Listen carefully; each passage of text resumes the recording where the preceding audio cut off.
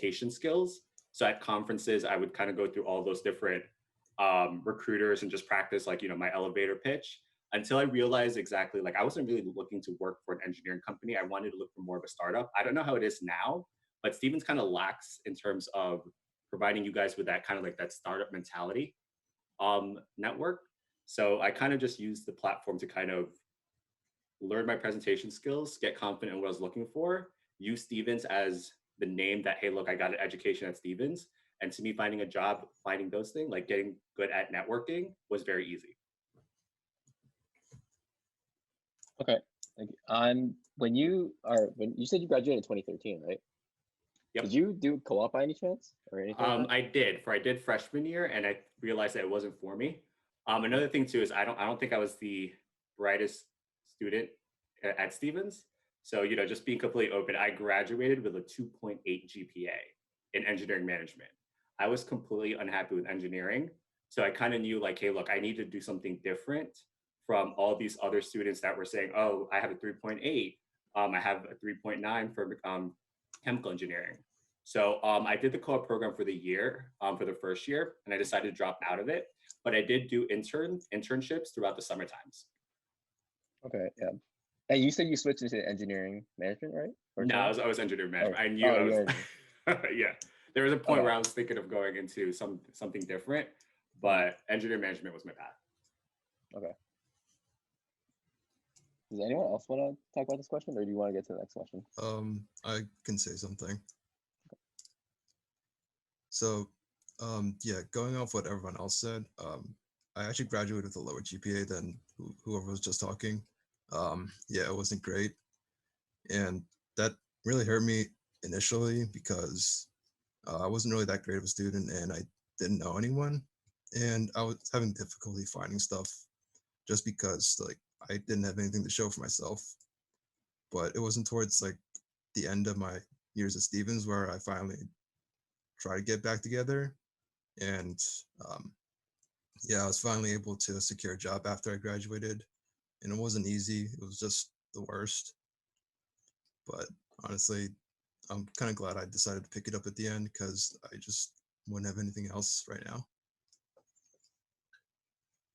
Yeah, props to Reggie. Props. Thank you. All right, let's go on to the next question because two more, I think. Yeah. Oh yeah, this is a very optional question right here. So in regards to like student debt, because I know that a lot of students go into college like and coming out with debt, right? That's always like not always the easiest because while you're in college, you're always thinking about like the end where it's like, oh, I always have to pay off this sum by the end after I graduate. So like for you guys, for any of you guys who are like want to answer, do you guys have any student debt? And if so, how are you like managing it as you move on financially post graduating? Yeah, I could kick this off. So I definitely graduated student loan debt over 6 figures. And it was a little depressing, right, to start with. If I could go back and do things differently, there are 2 things I would do differently. I would have started investing in stocks early on, and I would also have spent extra hours talking to the financial aid office to try to get me more money. Those are the 2 things that I would recommend. How I'm managing it now is really the debt is what I think really also drives me to really want to make more money. So, with that said too, as you grow into your career and into your life, you're going to start thinking of all these things as you start getting more bills to pay. You're starting to increase your income. You're starting to get into that corporate world. You're going to start learning how to actually find that life balance of knowing when to spend, knowing when to save, and knowing when to put into your debt. And I can tell you right now, when I graduated with this amount of debt, I was super scared about it, but I started making changes in my life, in my lifestyle. I found the balance to it. I used that drive to actually to say like, Dion, you need to make more money. You need to, if you want to continue your lifestyle and you're currently making this amount, you need to double what you're making in the next 2 years so you can start putting in more money into your debt. And I could tell you it's everything, like just looking back, I should have just invested in more stocks, or I should have spent the extra hour or two going to the financial aid office and saying, hey, look, I know you gave me $1,000, but that's not enough. That's pretty much my alcohol money. I need $5,000. And you don't realize how much that can save you in the long term. and the debt is under $50,000 now. So it's a big, like you start getting used to it and start accepting it as long as you start learning how to manage it and finding that balance in life. Yeah, I can go off that. I also have a pretty good amount of debt. Stevens is an expensive school, even with scholarships and all the aid that they do give you. It's still, at the end of the day, a very expensive school. And one regret I did have is my freshman year, I did not do my proper research into which company I should have taken my loan from. I kind of just took, whatever looked easiest to me, and I'm kind of paying for it now. It has the highest interest rate. It's so not worth it compared to all the other loans that I actually did research later on in the years. And even though I only did it for one semester, it's probably one of my higher loans. So, take that time, do your research. It's okay if you don't understand when you begin, but make sure you take that time to walk it through with your parents. Go to Stevens Financial Aid. They are more than willing to explain how a loan works to you, and it will help you out in the long run. Even though $1,000 is small, seems small compared to like our tuition price, it really hurts when you graduate. I can also chime in on this. So I recommend making like a ton of lifestyle changes when you're fresh out of college. So I was super serious about my debt when I graduated, and like my only goal was to get it cleared as fast as possible. And if you're willing to just like change your lifestyle a little bit, maybe like not go out, sacrifice some things here and there, like your friends will understand, especially like if you live at home and you have like the opportunity to live with your parents, like take advantage of all that stuff. Your friends will understand if you tell them like, hey, like I can't go out right now trying to kill my debt. I know my friends are super chill about it. And just kind of suffer your first few years, because like once you're free of that debt, it's like the best feeling ever, and then you can actually truly enjoy your life.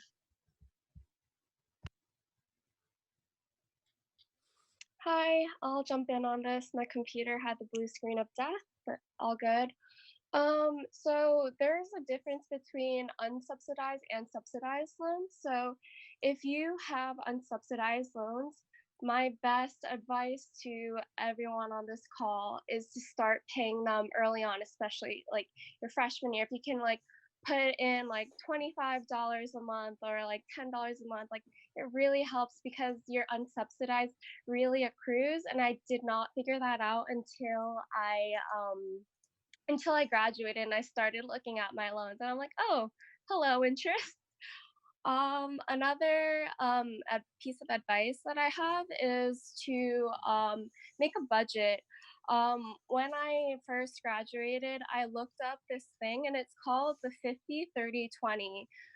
So if you're trying to kind of figure things out, 50%, like for me, I was lucky enough to live at home or live with family for the first 8 months out of graduation. So 50% actually usually goes to rent or like to the most basic essentials like bills, utilities, rent if you're living on your own. But if you're not and you're living with family, you try your best to put like a good majority towards loans.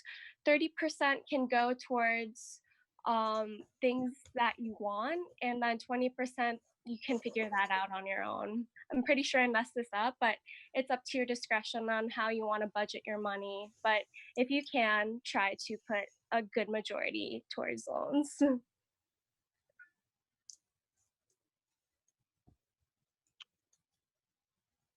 Yeah, I think I really need to hear that because I spend a lot of my money on food, and that's definitely like not a good thing. Just for you guys out there, don't invest all your money in food. That's not a good thing. Yo, I just because I go to O2 every week doesn't mean what? So take this time during quarantine Okay. to learn Next to question. cook so you can Yeah, save that money. too.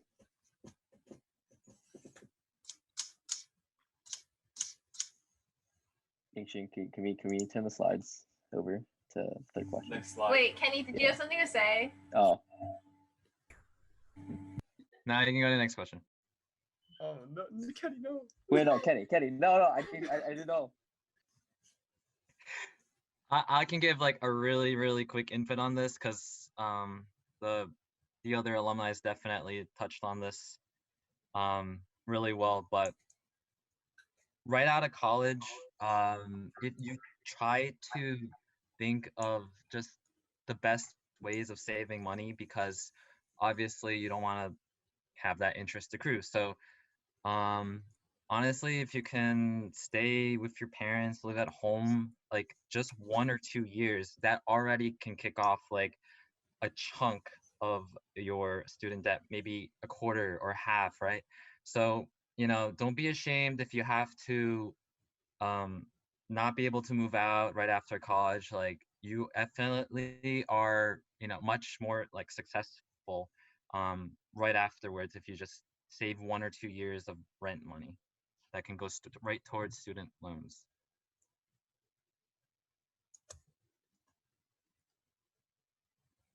Thank you. Would anyone else like to chime in on this question before we move on? I want to say, like, in my current co-op, I feel like I talked to some people like kind of out of college, like 5 years, 10 years, and they even questioned, they're like, why do you live near school right now? They're like, I wouldn't, if I could do it again, I would not. It's like I would just live at home. And especially during this time where, like, there's gonna be possible quarantine for fall. Like, why even pay for fall? I think there's a balance to that, right? Like, I mean, I look back now and said, I could have done this differently, but at the end of the day, I was happy my life, well, like my social life at Stevens. So it's really up to you on what you want to do, right? After graduation, I knew I did not want to live at home. So, I agree that if you want to live at home and you can tolerate living with your parents, then absolutely do that and save money. But there's definitely other ways to use the debt that you have as motivation to really make more money and push yourself into the career that you're looking for. I can also respond to that. So I lived in a dorm my freshman year, and it was an awesome experience. I don't regret it.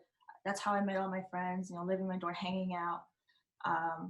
But majority of my debt is because I live in dorms at Stevens. The rest of the semesters I was at Stevens, I was actually able to pay off my tuition using my co-op money and just commuting back and forth from home. I mean, it sucked at the time, but to me, it was worth it to be in debt for that first year, but it wasn't worth it to do that as I got older.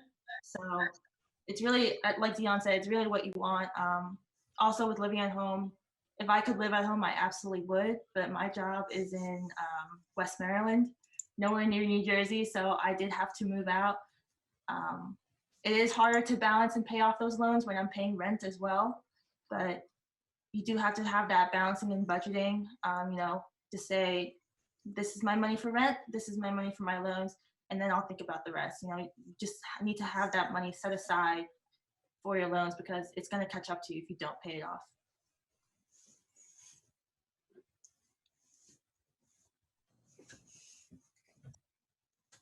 Okay, so y'all hear that? Save your money. Like don't spend it like going out and wasting it on useless stuff. Like O2. I'm not gonna say who does that, but yeah. Thank you guys so much for answering that. I know it was like kind of like a personal question, but I appreciate the effort and the openness. Thank you. So next question. Turn the slides. Number 3.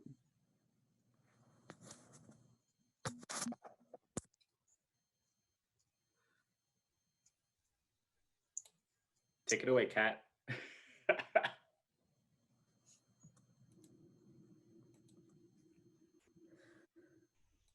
I guess I could start it off. So I live in Union City, New Jersey, just right.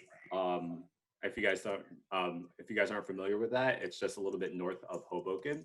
So I grew up in Jersey City, and yes, I did waste money living in apartments in Hoboken during when I was at Stevens. So I went from Jersey City to Hoboken and now Union City. So I just keep moving more north. And if there's any other area you want to move to, I mean, we all have a dream place that we want to move to, right? What I've learned throughout my life too is that if you have a dream to move somewhere, keep traveling, because you will learn the difference between home and a travel destination.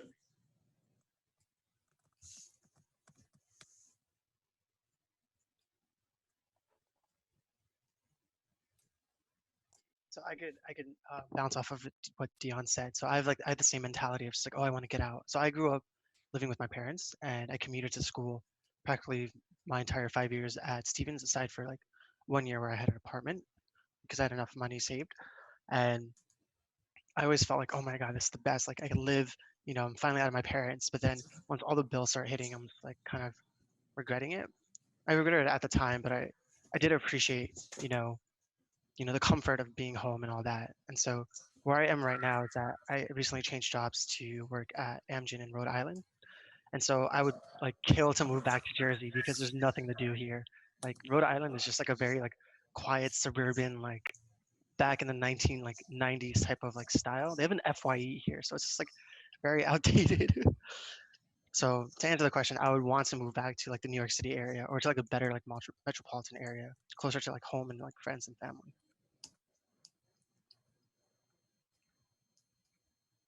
I can answer this as well. So I said earlier, I moved to West Maryland. I specifically Hagerstown, Maryland. If you guys don't know where that is, it is, as my friends like to call it, bumblefuck nowhere. It's real, like you will drive on the highway and you will literally see cows and tractors and like literally barrels of hay. It's basically in the middle of nowhere. But I kind of had the opposite reaction. I was born in New York City. I grew up in Central Jersey, and it was kind of nice to like step away from the city and appreciate nature. There's hiking, there's lakes, there's a lot of things that you can do. Appreciate. And also, what's great about moving farther away from the city is that rent gets significantly cheaper. So it was really, really nice to not have to pay. Like, I know like what I pay for rent is what my friends pay for a room. And I have a 2-bedroom apartment. So it's kind of nice to be away from that city and experience something that's different. I've also interned for this current company twice. So I kind of knew what I was getting into before I went there. As for where I want to move, so I work for Volvo Group. We have plants, manufacturing plants all over the world.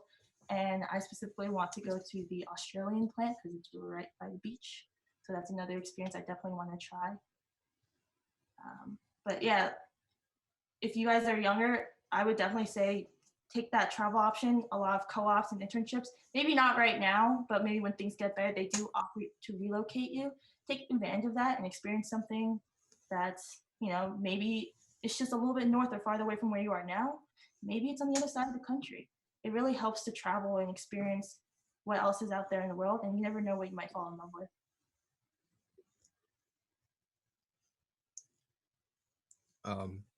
Yeah, so I'm living in a home right now, and that's kind of because I had no choice. I didn't get my job until after I graduated, so it was either that or homelessness.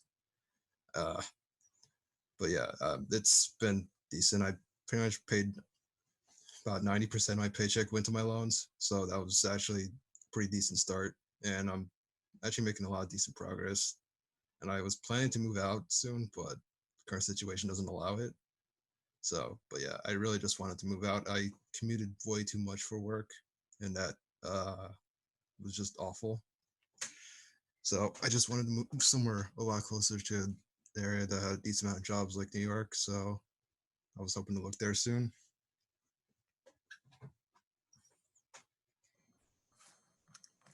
I'll jump in on this. So technically on every like tax document or official document, I live in New York City, but I had a really bad feeling that it was going to be very bad with the virus. So I fled. I left for New Jersey and now I'm home with my mom and my dog. I'd say it's great living in the city, but it's also super, super expensive. I do not recommend unless if you have a roommate, which I did. She was a nightmare. Trying to get out of that situation right now. So my best recommendation is to not live in New York right now.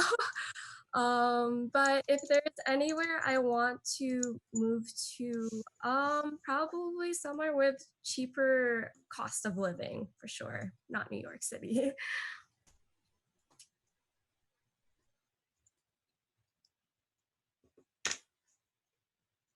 All right, does anyone else want to answer that question or no? Yeah, I could chime in here. Okay. I also live in the city right now, but like Chelsea, I kind of fled to New Jersey. I'm like a lot of people. I don't think I would want to move anywhere else, honestly. I think it depends a lot on what kind of personality you have.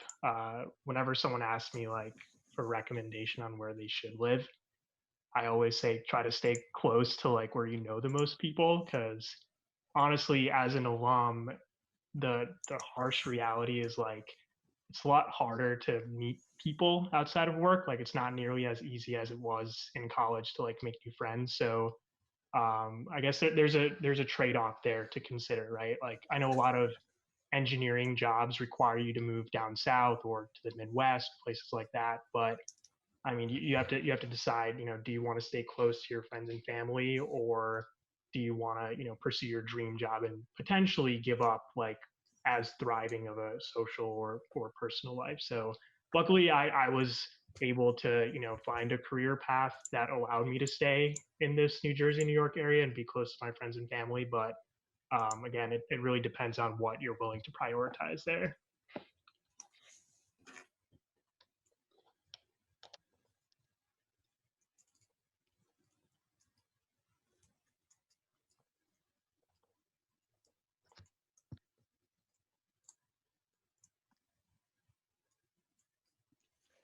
All right, so now we're gonna open up to the open Q&A section of the panel, I guess. Yeah. So like, if you have any Wait. questions, or Before we move on, I'm gonna hand over the slide presenting to Peter because I have to step out for another meeting.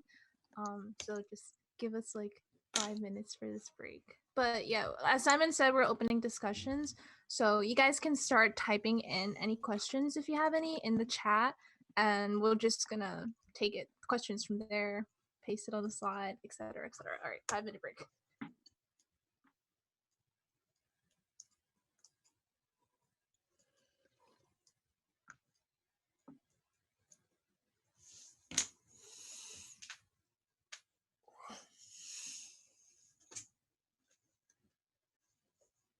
How are all the alumni doing in the quarantine situation? Okay, I think we could just go down the line really quickly for this. So, for me, I was already living at home. I'm still now stuck at home permanently.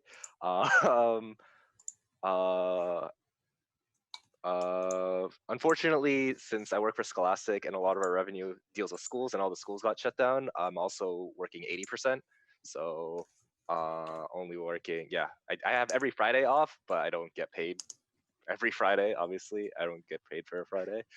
So yeah, could be worse. It's made me realize that even though I did enjoy working from home and I don't miss the commute, I don't want to be stuck at home.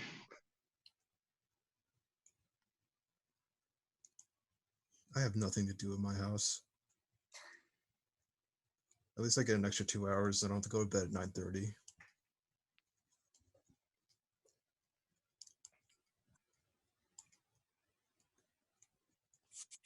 all right, I so think okay. go ahead. No, go ahead. I was gonna say I think working at home has its pros and cons. Pros again, yeah, like it was said before, you don't have to commute. It saves you like half an hour to an hour. And cons, I think it's super slow, especially if you're working on some sort of server that your company provides. It's much slower. I have to use CAD every day, so that's just so bogged down and slow.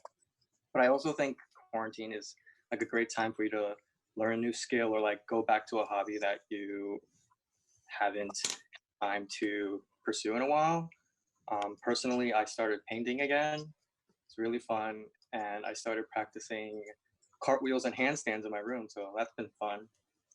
Yeah, that's my 2 cents.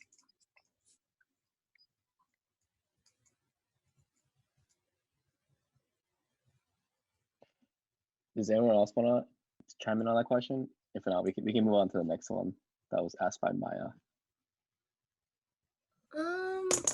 I'll answer Maya's question. Diversity in the workplace. I didn't think it was important going into the workplace until I realized that my workplace had it. So we have these things called employee resources groups, and like you have like different groups to learn about the cultures of like there's one for Asian Pacific Islander, there's one for Black Heritage, one for Latinos, LGBTQ. And now that I know about it, it's just like it's really nice to have. And our job's trying to get a cute Asian girl like me. Yes, feel free to apply on our website, but there is a note on there that says that there's a longer wait in the process of potentially getting an interview. Like I myself am trying to look for a new job after my program ends, and I'm part of that hiring phase. So it's very anxiety inducing, but I believe in patience. What was the question? Her question was diversity in the workplace. How important is it to you guys? Do you see it in your workplace? And our job's trying to get a cute Asian girl like me. I can also chime in on this if Renjia, you don't have anything. I have like 26 people in my company. That's kind of a hard sell for diversity, but it's okay, I guess. It's not something we talk about, but I don't know. It's not really that bad.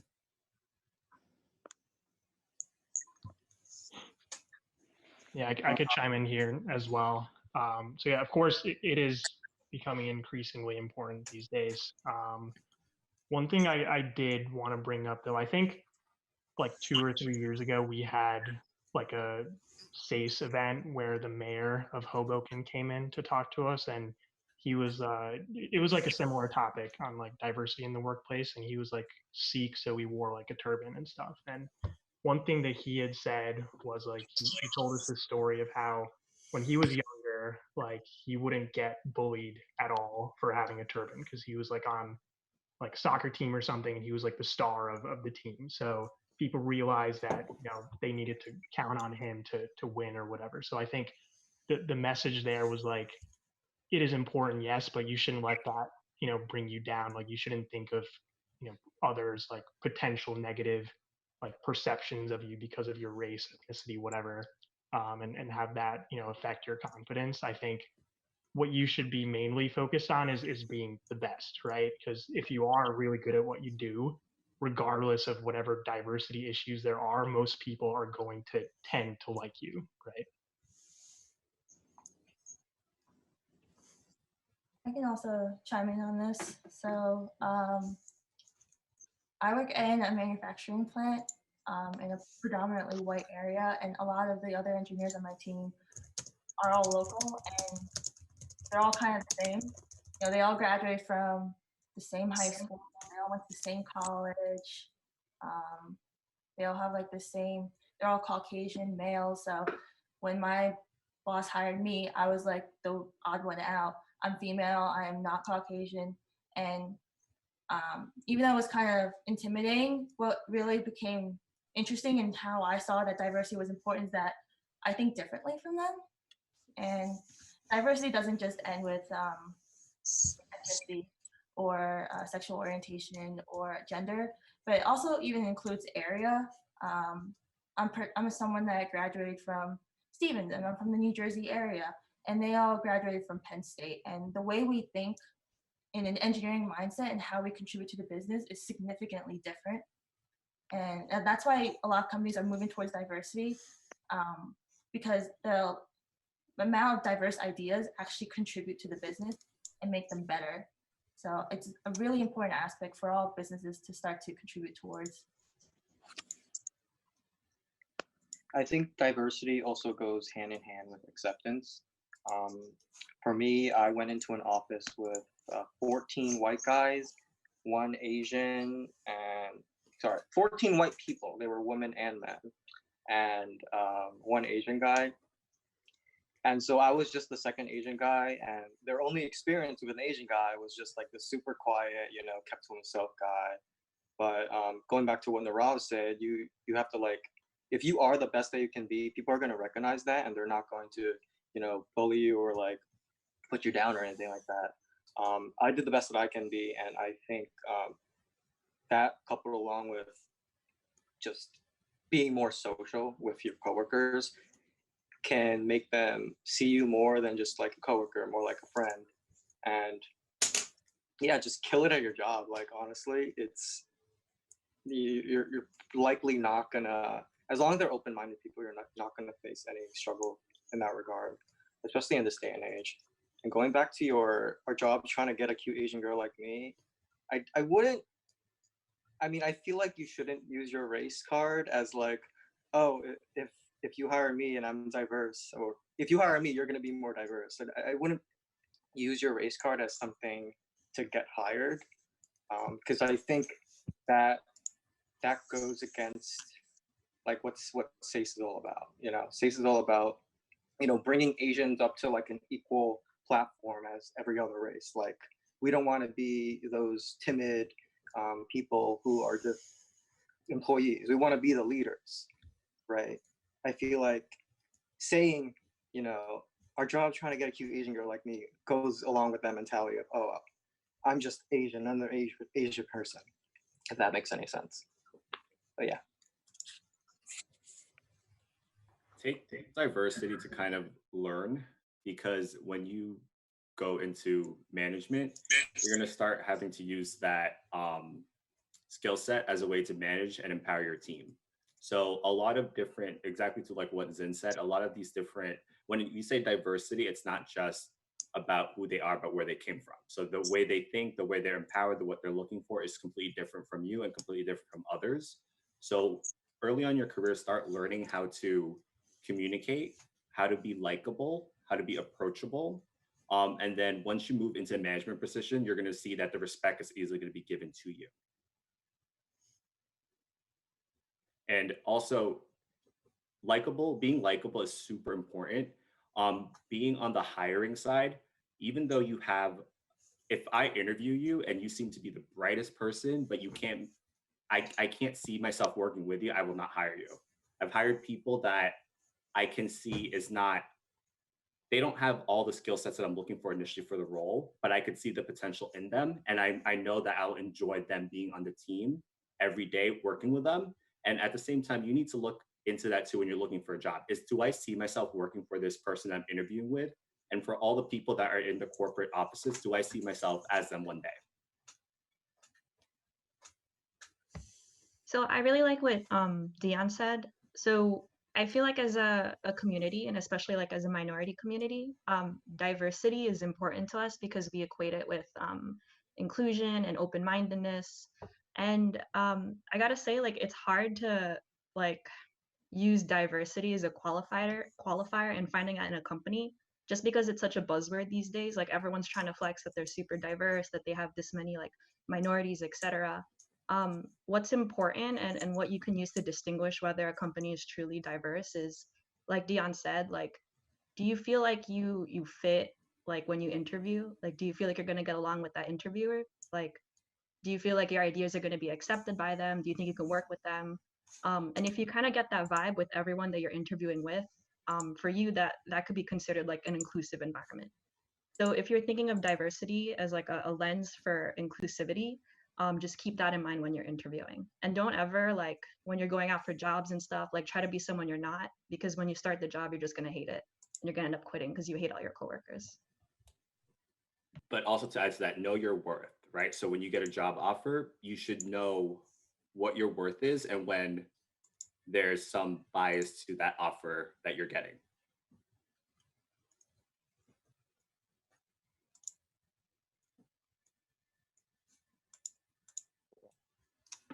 All right, we have. Thank you guys for answering that question. Wait, can you guys explain? Oh, so we're gonna go on to the next question by Joan, which is a pretty long question, but you know she's about these Miss PI like questions. As many of you know, lots of students are experiencing some hardships right now in terms of developing their careers due to the events, the current world events of like COVID-19 and all. If you were to take yourself back in time and you were in their shoes, what steps would you take to develop your career? I think this goes back to one of the first questions that we answered. I feel like now it's more important than ever to stand out because you have like 10 million people right now that are or filed for unemployment.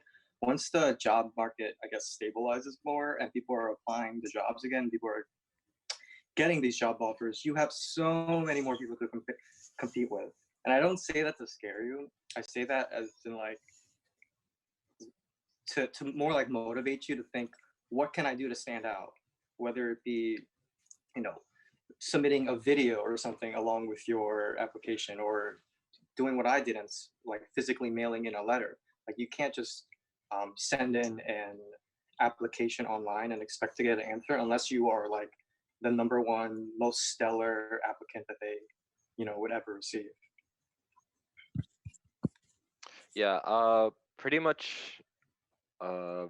You have a lot, like, yeah, you have a lot of time right now. Probably, the most important thing, even before, say, like, developing your career, make sure you have a healthy routine first of all, so that way you don't bum yourself out, and then say when the world opens up again, you're not struggling to catch up.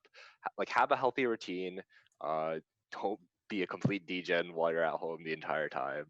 Uh, it's and like looking for a job is pretty much a full-time job in and of itself, right? So like Tim and everyone else said, you you want to stand out, but even before then, you have to make sure you have all your bases covered, right? You know, make sure your resume is clean, make sure you have, you know, cover letter templates, stuff like that. Have all your bases covered, and you'll already be ahead of probably, I say 50%, probably way more as well. And you have, yeah, you just have a lot of time, and use it wisely. If you're, and I can cover what Joe says. If you have a 4 credit semester in the fall, you should use that to apply to jobs. Use all that free time to apply to as many jobs as you can. Apply to many jobs on LinkedIn. Reach out to recruiters. Most of the time, more than just, like, you know, the blind online application. If you actually get in touch with a recruiter and they're able to match your name to whatever application they see later, you have a much higher chance of getting an interview there. That's usually the big first step, right? Is trying to get that interview, and then afterwards, if you mess up the interview, you mess up the interview. Like, you know, that's what it's there for practice. So yeah, just for me especially too, like, even while I'm working, it's really important to just have a routine and not, you know, wake up 5 minutes before stand up, open my meeting, give a report, and go back to sleep or whatever. Yeah. I think also, like, echoing off that, it's also a time for you to spend your free time applying to jobs, but it's also a time to be smart about it. I know a lot of you guys, you obviously have your majors decided, and unfortunately for the seniors, it's a very, I don't know if we have any seniors on the call, but it's unfortunately a very shaky, scary time. To be smart about, this might be the time to kind of expand your interests. Maybe you were targeting one certain industry, and that industry is being really affected by COVID-19 right now. So, you know, let's open that up and open up your opportunities and pull up your chances to get a job once you graduate. Something that I've learned at work, which I always keep it with me, like, your career path, it's not a ladder. It's a jungle gym. Some people say it's a rock climbing wall. Sometimes you have to move. You can't always just move up. Sometimes you have to move sideways. There are some cases where you might even have to move down in order to go on a better path and move up. So definitely expand your horizons. Look at all the options. You might have gone into college with one mindset. It's okay to be more open about it, and then go back on that track once things are cleared up and the industries are okay again. Yeah, the most important thing is you want to stand out, right? Think about all those 6 million people, what they're saying in these job interviews. They're most like, you want to say something different. Second thing is, I wouldn't be picky at this moment, especially coming out of for those seniors coming out of graduation. You definitely know what you want, but sometimes I think it's important to settle, but find a way to use that company to get experience. So to what Zin said, there are times where you're gonna have to move cross function, and there are times where you're gonna move up. So my first job out of college, I went into marketing. I had no idea what product marketing was, to be honest with you. Within 3 months, I moved into operations, and then I got promoted to become a manager and then director of operations. And then when we talk about my new role now as revenue operations, I'll discuss like what it is. Another thing too is if you want stability in a company, whether you are in a mid-sized company or a startup or even in a large corporation, in pandemics like this, you want to always be tied to the revenue. So a lot of people that are getting laid off are people that unfortunately aren't tied to the revenue, or are in industries where it's heavily impacted from this pandemic. But when you're tied to the revenue and you are helping the business grow, it's more difficult to take you out of the equation from the business.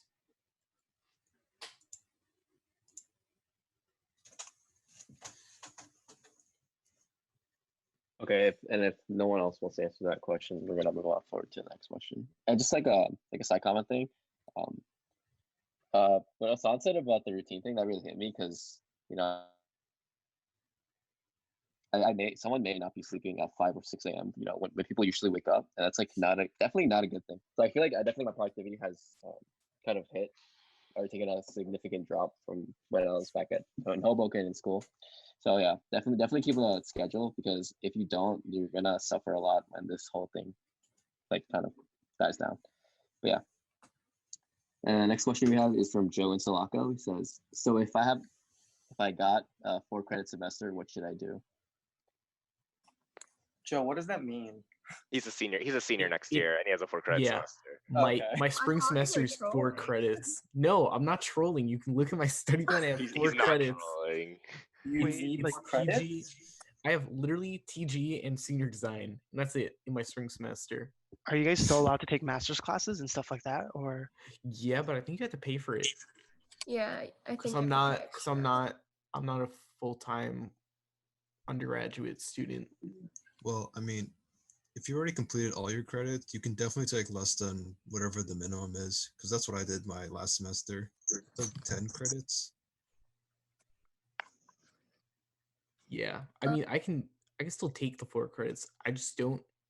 I'm more asking like, what should I do to make like the most of my time? Because obviously 4 credits senior design isn't going to take 7 days or like 40 hours a week, like a full-time job or something.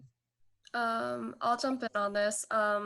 If you can, learn, use that time to your fullest. Like maybe pick up a separate free course online on something that you've always wanted to learn. Maybe it's just like product management or project management, or a language in CS that you always wanted to learn, or maybe build an application, or maybe take an internship if you can. I know that's a touchy subject right now because of like the hiring stuff and COVID.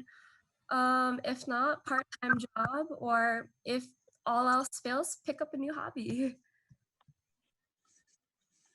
Are you remind me again, are you a junior or a senior? I'm gonna be a senior. You're gonna be a senior? Okay. So interesting fact. So my junior year at Stevens, I was taking 24 credits, and I was so unhappy with it. I was like, I'm really paying this much money to take 24 credits for courses that I did not even care about. So what I did there, what I was like, you know what, I had options to either travel, look for a job, or do something different. And I decided to do something different. And what do I mean by that? I looked around and said, how can I leave a legacy here at Stevens? So I searched up online. I was thinking to myself, how come we have a NSBE? How come we have a SHIP, but we don't have something for Asian Americans? Googled it online, found SASE, and that's me pulling in a couple of the friends, and we became co-founders of the SASE Stevens chapter. So to me, I used that time where I really thought, okay, look, I can't be unhappy for 3 years at Stevens when it comes to the course I was doing. So I want to do something different and make sure that when I graduate, I feel that impact and I could look back and say, wow, look, Dion, like, remember when you guys were only 5 people attending the GBMs? Remember your first national conference when you guys were only 7 people? And I don't know how many you guys are bringing now, but I'm sure it's over 15, over 20. And then from there, think about the 2 things. The best recommendation I give you is think about what you want to do and think about how you could feel like you made an impact, whether it's with yourself, with your family, or your community?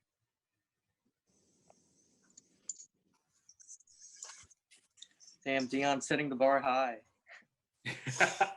Yeah, we go. Oh, geez, what was it? Year 2012. Oh my gosh.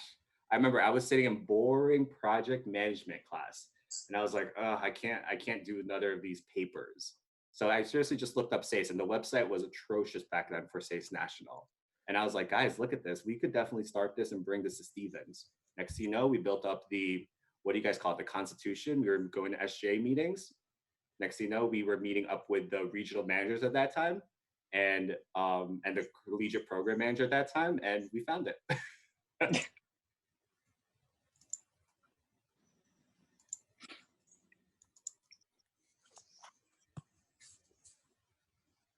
All right. Well, I didn't know that you were the co-founder of SASE actually. Thank you for founding this chapter. It's Oh my yeah, God. it's, trust me, it's been 5-10 years. So like found it, graduated, and then I know you guys know more of like Malara, Say, Hayden. Let's see, thinking online, Zin's down there, Zoe. I could all these people that follow along. So yeah, I'm definitely way down there. I was probably the first, along with probably 4 other people. I was probably the first graduating class of Say Stevens. Oh my God. And this COVID-19 is what's making me go back to say like, oh, look, what's going on with SACE? I missed it. So another fun fact too is when I graduated from SACE Stevens, I decided to move into national, like volunteer national level. So I became a regional coordinator or regional manager and became part of the board of directors. And then I dropped out, decided to focus on more of my career and find other things to do. And here I am just checking in on you guys as a SACE Stevens chapter. Thank you so much. Oh my God. All right. So next question we have is from Joan. So I guess this is for this is your chance to expose some of the upperclassmen, I guess. Do you guys have any juicy / wacky stories to share from when you were in SACE or just fun college stories? Katharina, talk about the healing circle. Wait. Oh my David's God. not here. I think Parts should start. Parts the best. He remembers these David's not stories. here. Healing circle is the best story, guys. All right. Tim, So you start. Go yeah, with the healing circle. No, you guys started this healing circle, not me. So this was for regional conference, I think 2017 when we were going down to Drexel. And this is when I think Jenna's year, her incoming class were freshmen. And so we convinced a bunch of freshmen to come to conference. I believe Zin was president at that time. So I was a driver. And then in my car, I had Katharina, Jenna, David, and then what is the other guy's name? There's another freshman in my car.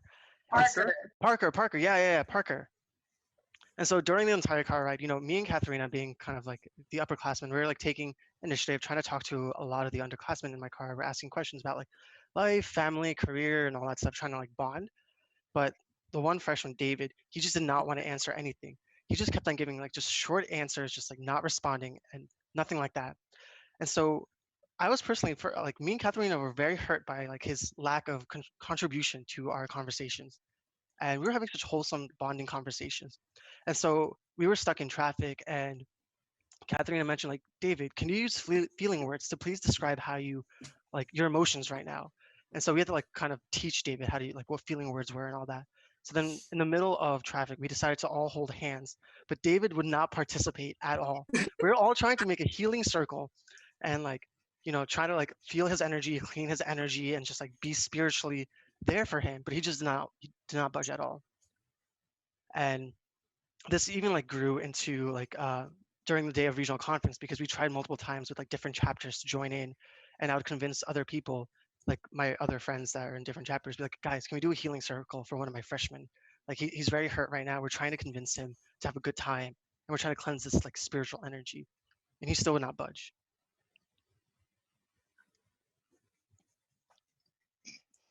I quit SACE.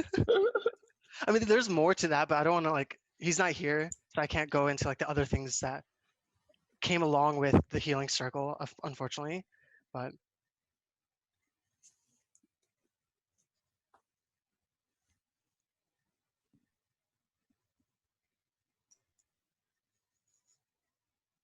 So does anyone else have any stories that they'd like to share? I think there was one year where Katharina tried to convince a bunch of freshmen that she worked for Goldman Sachs. I don't know if you want to tell that story, Katharina. I was Didn't gonna tell. Oh, never mind. Go ahead. No, Actually, no, Zid, no, you can go, this. Katharina. Like, I wasn't it forgot Vincent? this.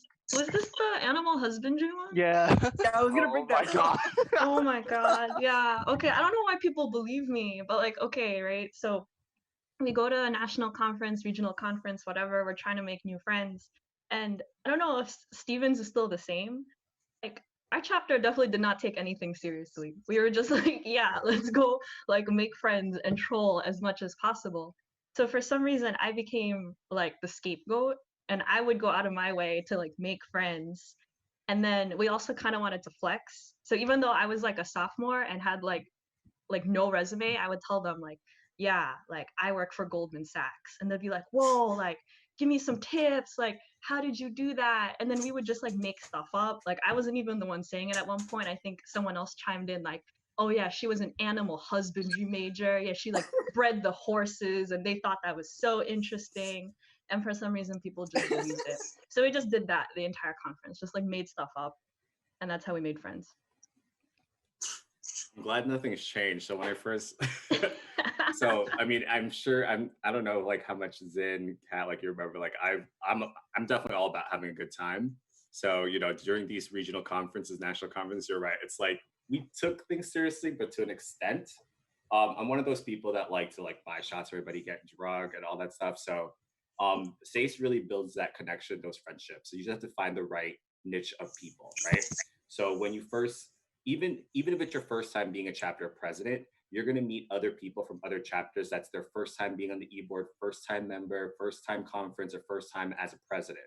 And those are the people that you're going to build fun memories with, whether it's at conference or whether it's at hotels at night or wherever the after party is, right? So definitely have a great time. I mean, to be honest with you, if I were to look back to my biggest regret is not having more fun. Yeah, the thing with conferences is that like if whoever who's been, it's really stressful. You go in with your resume, you want an internship, you want a job, you're trying to put on your best behavior, like in front of all these influential recruiters, like you're trying to do well. So it's really, really stressful. And it's really nice to kind of just like let go. And it's really nice to just let go and just like have fun with all your friends. And what's great is that you meet people from all over the country, and you're gonna form like these lifelong friendships. Like I'm still friends with people that I met at SACE that were from like California. That would never have happened if I like did not go to a national conference. So absolutely great.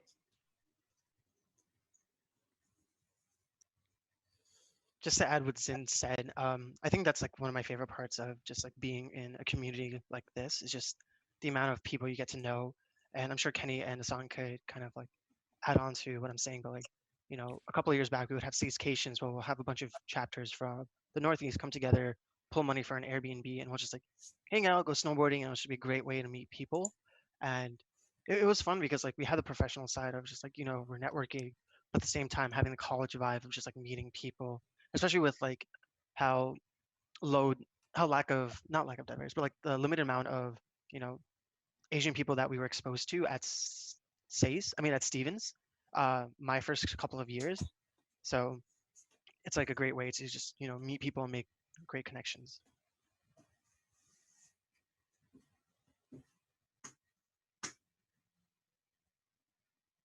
All right, we're gonna move on to the next question. Thank you for all the stories. And if you want to expose upperclassmen later on, if you remember anything, just feel free and go ahead. Next question. This is from Maya. This is kind of at EMs and CPEs. She's unsure that what her major wants to be, and like what she should do. She says, I vaguely know what I like, but I don't know if I can make the best of both worlds. I guess she's deciding between engineering management and computer engineering or something like that. Yeah, I'll chime in from the computer engineering side. Straight up, the major is very, very technical and honestly much more closer to electrical engineering than software or CS. Even with the the quote unquote technical electives that you can go into the software concentration, you are nowhere near as equipped to go into like say a software job as other people that have taken that out, like the software engineers or even like CS majors. That's just how it is. I assume since you're looking between like EM and CPE, you're looking at something like, say, like a product manager, where you have tech knowledge, but you're looking to be a more managerial role than really hands-on with the code. So I would recommend software engineering. Karun is one person I would recommend talking to since he's gone through all of it. And I think that would be the best fit if you're looking to like stay mainly software. CPE is if you have like an inkling, if you want to try and do like firmware or processors or stuff like that, like you want to work for Intel or Nvidia or something like that, Samsung. If you have no desire to go there, I would really like recommend not going to CPE. Yeah, I can kind of piggyback off of that. I got started too late that I wanted to go into software, but it was kind of too late to change my major, so I kind of ended up taking a lot of CS classes my final year, and it was not as good as like being a software engineer or doing CS from the start, but it was at least helpful enough that I'm doing okay at my job now.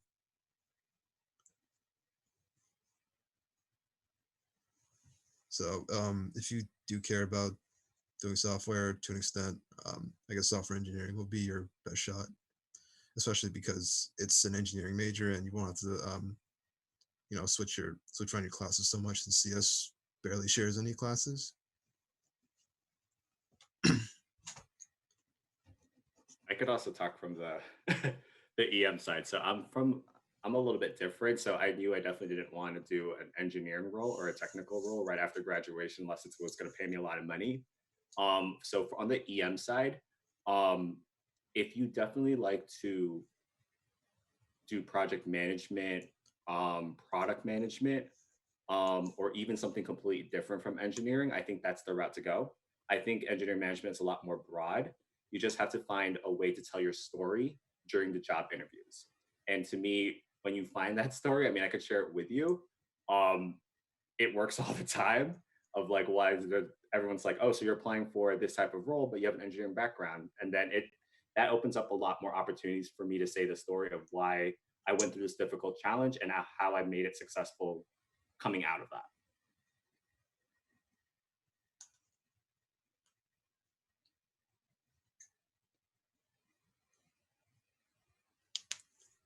All right, if no one else wants to chime in on that, we're going to move on to the next question, the next slide.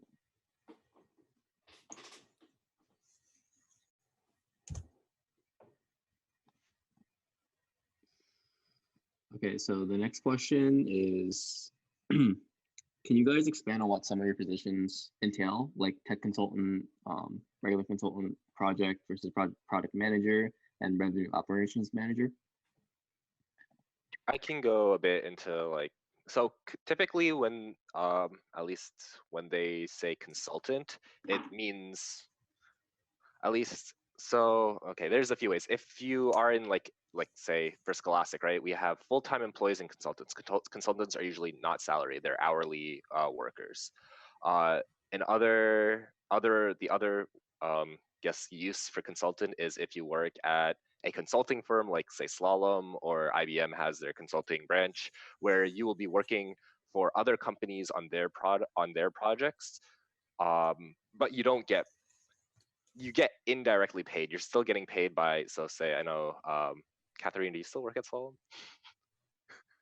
Yeah, I still work Okay. at Slalom. Okay, so yeah, Katharina probably could like expand on that more, where you're working for another company, but you're still getting paid by Slalom, right? You're working on another company on their project, and they contract you out.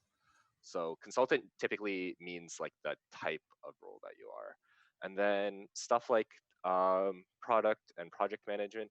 Project managers, so like in a tech CS world, you have your engineers, software systems, production, QA, etc. And then you have project managers, which are typically bare bones, like scheduling, managing workers' times. Sometimes they get into like Scrum, Agile, stuff like that. But usually it's like strictly management, budget, time management, availability, etc. for your team. And then product manager is more about like product manager slash business owner is usually like kind of equivalent depending on where you are. You're more, you know about the product that you're representing, say for the business. For example, say like it's a website for Scholastic. Here's a good example. Since because of this quarantine, we released this whole stay-at-home initiative where we release free educational material. So the product manager for that knows exactly what he wants and maybe at a good idea about how the tools, what tools are needed and what is needed, and reaches out to project managers and necessary teams to make that product into a reality or build upon it, improve it, etc. So to add to what Asan said, so it does vary, by industry. So like for my industry in biotechnology, as a project manager, I do more of just like escalations for raw materials for drug production. So I'm at the first step of any sort of drug production or any sort of like pharmaceutical that's being developed. And if there's an issue with the raw material, let's say a chemical that we're using for production, and it gets escalated to my team, I would take on that task. I would create a team around, who do I contact? Who's like, let me formulate a team and figure out how do we resolve this issue without, having any issues to revenue, keeping the business, schedule alive and like structured so we don't miss our campaign cycle, and then making sure that we're, you know, in the bounds of finances and, providing a solution as best as possible based on like the situation and different variables. So for my industry, as a project manager, it's just like you're hit with a bunch of escalations, and it's your job to like formulate a team and just drive forward towards a direction while like pulling in different people to get the expertise. So there's times we'll have to pull in different like directors of different, you know, manufacturing with quality and like people that normally don't interface with each other. But we all have one goal. It's to like, how do we get this raw material, passing our quality systems and our, checks and bounds so we could use it for our production and not have any impact to patient supply. So that's just like kind of how my, I guess, how I would define my role as a project manager. And I'll go after that because with project management and revenue operations, there's a little bit of an overlap. Actually, depending on the industry, there's probably more of an overlap. So for revenue operations, I oversee the entire improvement of an operation from what we call it is go to market, right? So like what Parth was saying is like we take a material or a service and we figure out how do we put it out there in the market and how do we make sure that we are efficient in selling and our profits are higher. So that's why we call it revenue operations. So my job here is I oversee the entire operation for like the marketing team, the sales team. In my industry, we have a big production team because we build websites. We also do advertisements. And then I also see the operation with finance and our customer success team. So what I mean by that is that you're constantly looking at numbers and metrics to see, okay, look, we're hitting our numbers. What could we do more efficiently so that we could hit our metrics higher, or do we need to cut down on staff?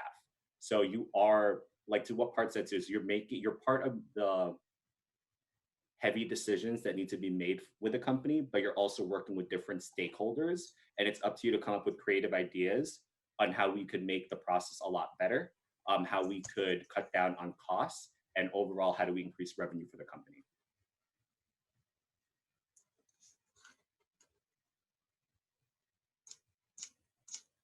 And I tie that with engineering management because EM is all about making things better, faster, and cheaper. And you're also doing a lot of work with internal systems, and you're also doing a lot of negotiation with third-party vendors.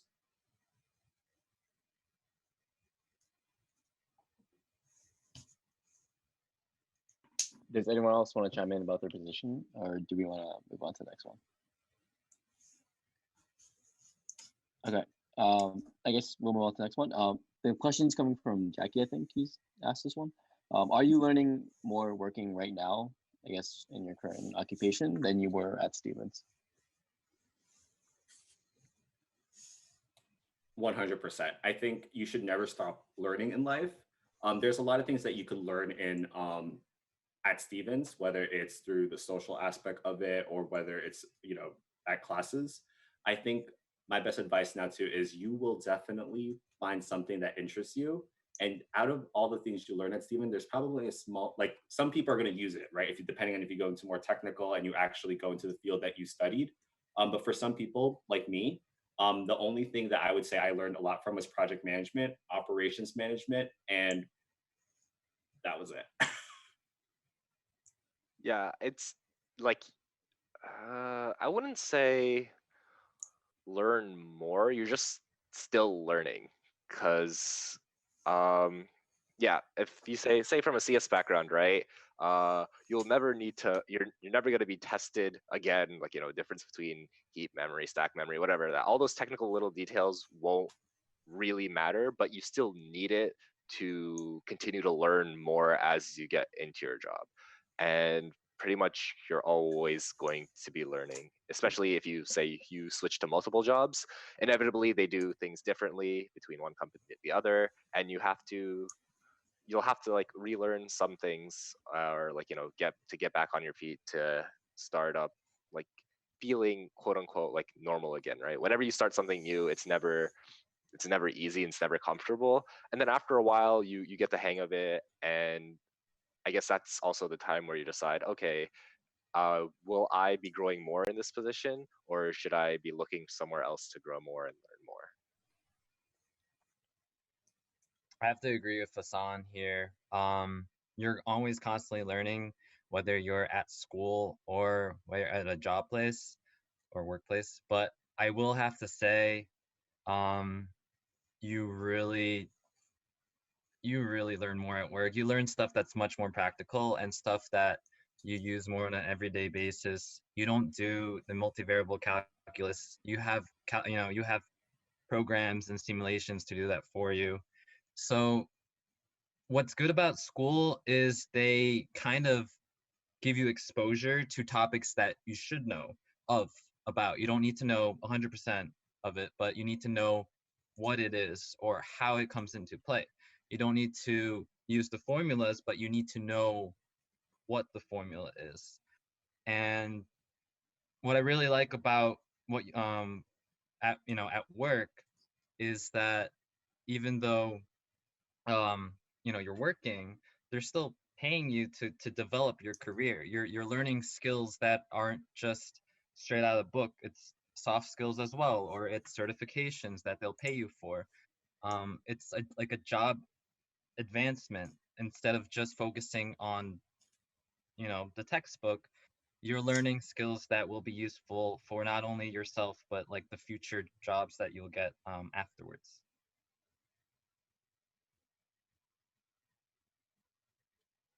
I'd say once you leave Stevens, you definitely learn a lot more managerial skills. Even if you're an entry level person, the one thing you need to know or need to learn and pick up immediately is how to manage up, because you're not managing anyone directly, but you have to like quickly learn how to manage your manager and how to manage people that you're really not supposed to be like uh, giving orders to or guiding. How do you kind of like steer a meeting so that it's productive? How do you get on their good side? Like Dion said, how are you doing all of this while still being likable to them? I think that's something you can only learn in the workplace, and I recommend like picking that up as soon as possible.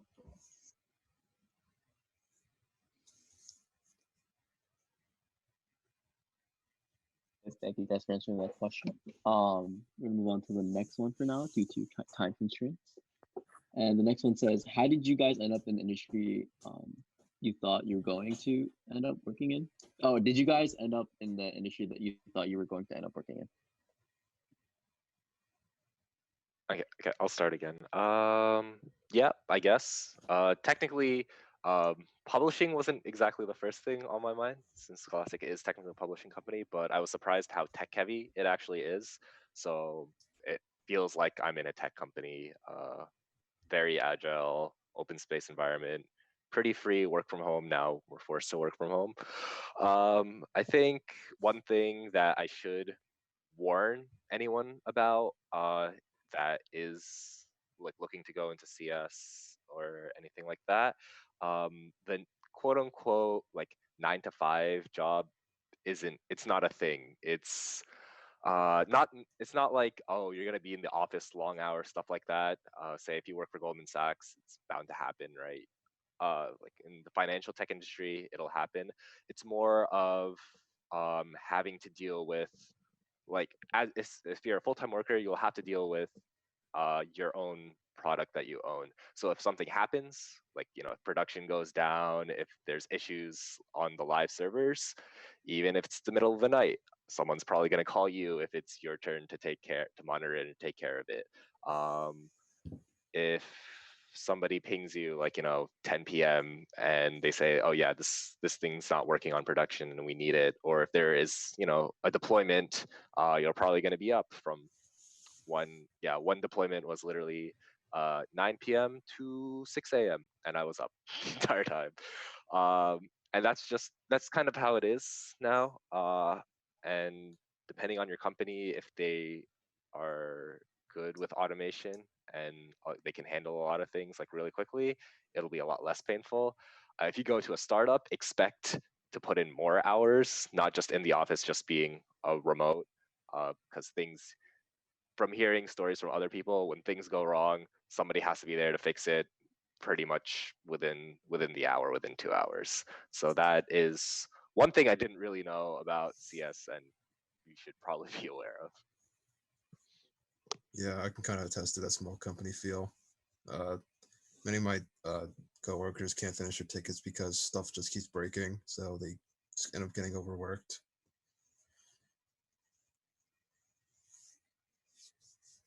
And don't, yeah. Sorry, go ahead, Dion. Like, I was just gonna say, don't overthink the industry. I definitely didn't know what industry I wanted to do. I just knew I wanted to work for a software company. And I still didn't know if I wanted to work for a startup or a large corporation. But since I had a low GPA, no large corporation was taking me. So I was like, okay, forget them. And then I worked for a mid-sized company, cybersecurity, and I learned so much there. And now I'm in a startup company, and I'm just learning everything that I learned from the mid-sized company into the startup. And it's completely two different industries, but same approach, same management style, same thing. You're trying to increase revenue. Every business trying to do that. So, like, I guess my career path, or like getting to my career path, was like kind of messy. Like, I came into college and I was just like, well, I'm good at math and science, and I don't really know what I want to do. So I purposely joined co-op to help me experience all these different like work experiences. So I was a mechanical engineer. But I couldn't get any mechanical engineering jobs. So I actually did a lot of civil jobs early on in my career. So like a lot of my civil internships, they were in New York City. I was on site. I was in a design building, like right on Wall Street, had to get all dressed up and everything. And even though I don't work in construction now, one thing I took away from that is that I really like having like hands-on experience, and I don't regret ever doing co-op or staying an extra year in college to do that, because co-op really helped me realize and helped me gain that work experience of what I wanted to do. And I realized that like, oh, I like hands-on stuff, but I also like automation and working with computers. So I work in manufacturing that deals with a lot of automation and robots that work on the line. So everyone's path is a little different. I utilized co-op to learn that. I came into college knowing like I don't know anything. I just like math and science. But use your college experience, try out different things. That's kind of like almost like your safe space to like, you can try anything right there and with very little consequences. And I'll help you realize like what you want to do, what you end up working on later in life.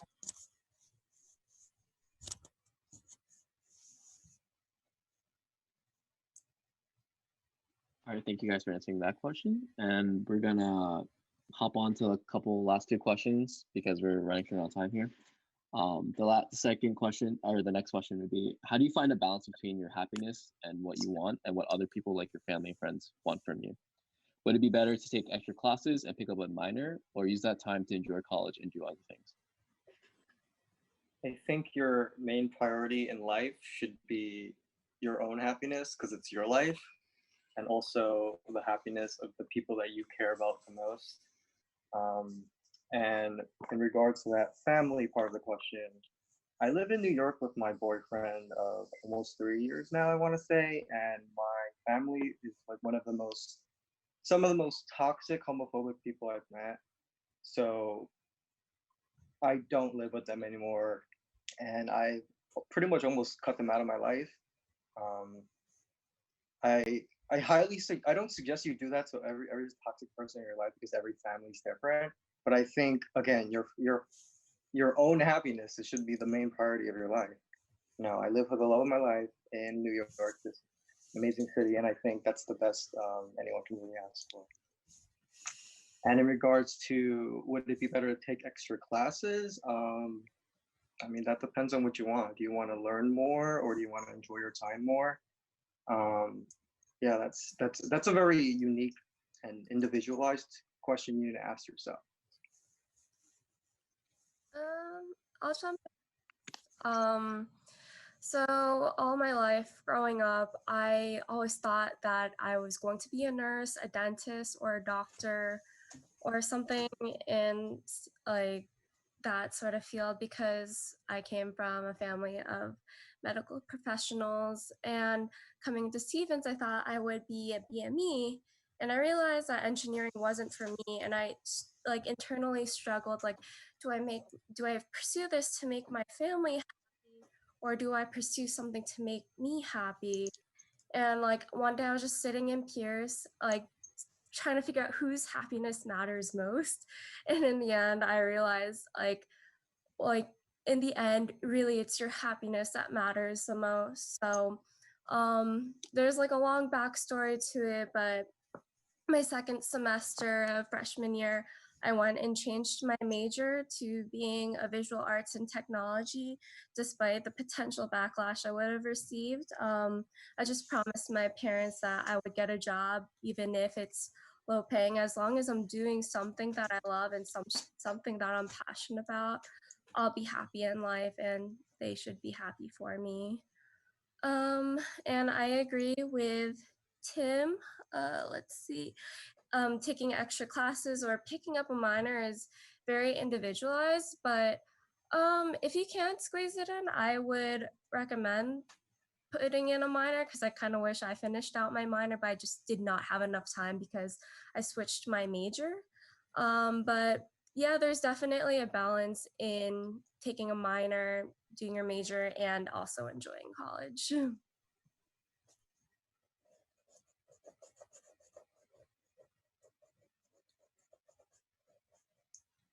All right, does anyone else want to chime in on this question? Yeah, I guess I will. For me at least, I don't know if I'm exactly happy because I had some difficult times early in my life that unfortunately came with me when I got to Stevens, and that really affected me. I was in a new environment. I didn't have anyone besides like my roommates, and I thought I was happy because I just was away from everything, and I'd spent that way for like the first 4 years of my time at Stevens, and I I just thought I was happy because I just wasn't subjected to it. Although I quickly realized sometime in my fourth year that that wasn't the case, and I was really just kidding myself. So it was a huge climb my fifth year just to actually get myself up, and I'm still trying to see if I can reach a point where I can be free of it all. But yeah, I think I'll get there at some point. Just figure out when that is. And for that second question, uh, I would typically say do other things because there's a whole lot of things that you can do that may interest you. Just you don't have to limit yourself just to college. There can be like anything else that you can do out there that you may find interesting. So I would say just go ahead and do something else that you'll probably pick up.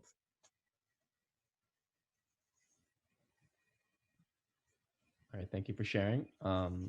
Yeah, I think one thing to know here is also like make sure to keep a balance. Like, yeah, you could take extra classes or you can choose not to take extra classes, but I think it's very important to keep a balance between the two of like having fun, but also like being responsible. Yeah. And then this is a specific question from George to Dion. How did your EM degree affect / guide your career path, and who would you recommend the major to? The only thing that I would say the EM career, like it helped me with, is the name engineering management, to be honest with you.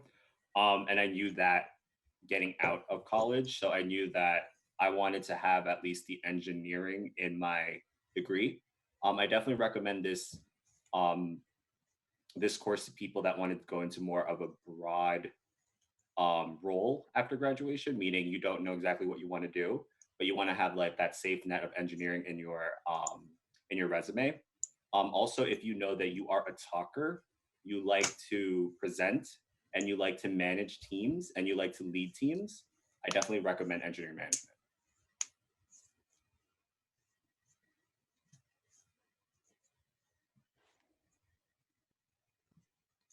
But honestly, too, it's school will only get you to a certain point. Your degree will only get you to a certain point, but at the end of the day, it's how you maneuver yourself in life, how you identify all the different opportunities, chase them, grab them, and really make changes throughout your career.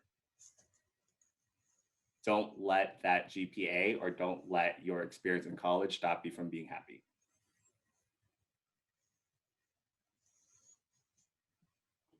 Thank you. Thank you so much for answering that. Does anyone else have any questions, or does anyone have anything else to say?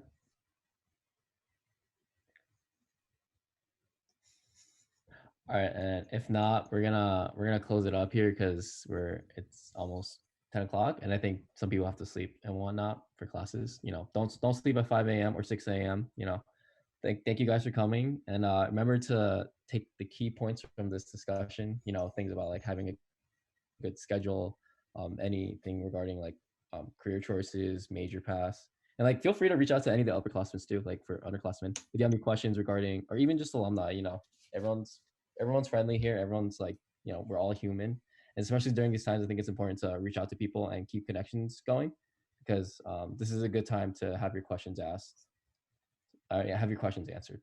But yeah, thank you all for coming, and yeah, that's about it. Wait, can all the students that haven't signed up for sign an attendance sheet, please sign it. I'm gonna post it again. Can we take a picture? Oh, that too. How are we gonna take a picture? Like, turn your cameras off. Yeah, so wait, stop screen sharing so we can have like a bigger, like, so like we can have everyone's screen. Ooh. I'm about to call everyone out who doesn't have it.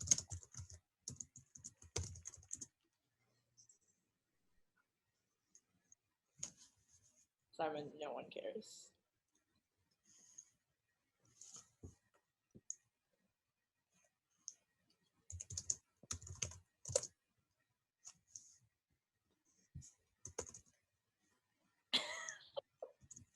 Wait, how does everyone know about this letter?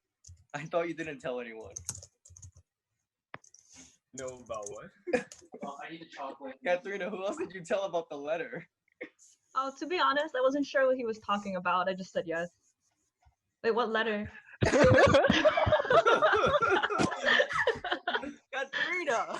I'm so confused. How does everyone know? Wait, what is this letter? I was just saying yes because I was like, all right, I got stories about David. Read the chat.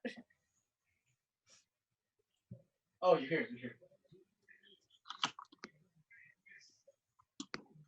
Wait, who's taking the photo? You can't even fit all the people on one screen. I guess you have to like two, since there's 2 pages. Wait, how do we go back? It's like a boomerang or like a video. A boomer? I gotta play it right. I gotta play my cards right. Oh.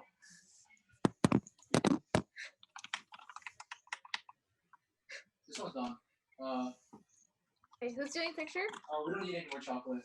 Who's taking the picture? No one wants. Raymond, take a screenshot. Raymond. Raymond. As Raven's role as secretary to capture this Take moment. the damn screenshot. Okay. We have to take 2 because there's 2 slides. Yeah, because there's 2 pages. Is there? There's only one. Wait, everyone turn on your camera if you can. I don't have a camera. Just gonna have to sit on Sorry, my Hassan. We Facebook don't all have picture. 4K Oh my God. monitors like you. We don't Look, all have taking the 35-inch picture. ultra I'm wides. on my laptop It's monitor. like taking the picture. Wait, I'll take it. Are you gonna warn Yo, us? Jackie's background's so chill too. I'm gonna. All right, I'm gonna try What is taking that? pictures and then I'll merge them together somehow. All right, ready? Wait, is it happening? Wait, I don't know. Wait, do I just take a screenshot? Okay. Oh. Yes, Yeah, just screenshot take a it. screenshot. Okay. Wait. Dude, hurry up. People are flashing across my screen. Jordan, why don't you have your camera on? All right, wait. That's one. Wait, second one. Maya, turn that background off this Do instant. we have to keep smiling? Russell's background, dude. Yeah. We might. Please keep smiling. Rizzy, 'cause if don't know I if you're in the blink, second I one. swear to God. Maya, Wait, that's second one. ass background. I'll have you know. I already know me blinking.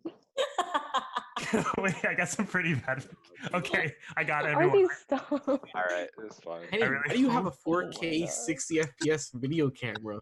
Who, me? I'd be No. more worried if you did. Kenny, what's that background? All right.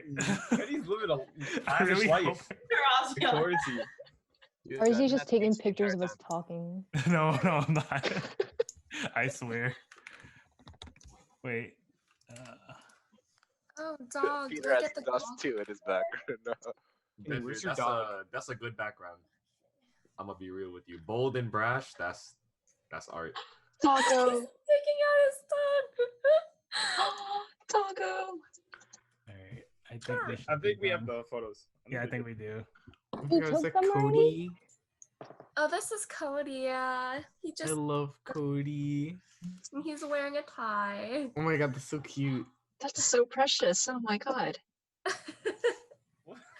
He's like, bye.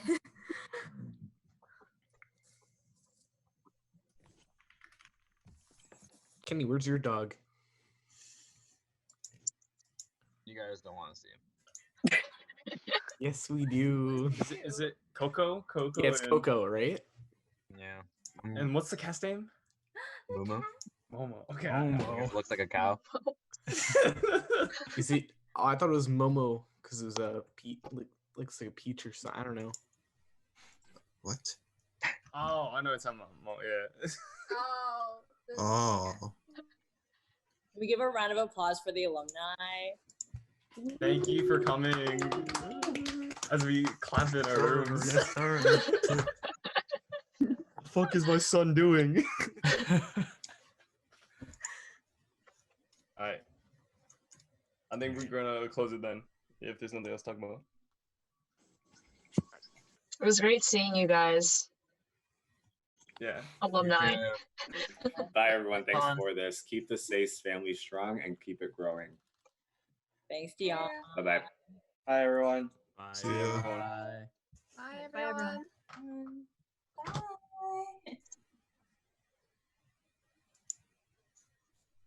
Hi, bye, y'all. Bye. Bye, We out. guys. Wait. Okay. Bye, cutie. Not that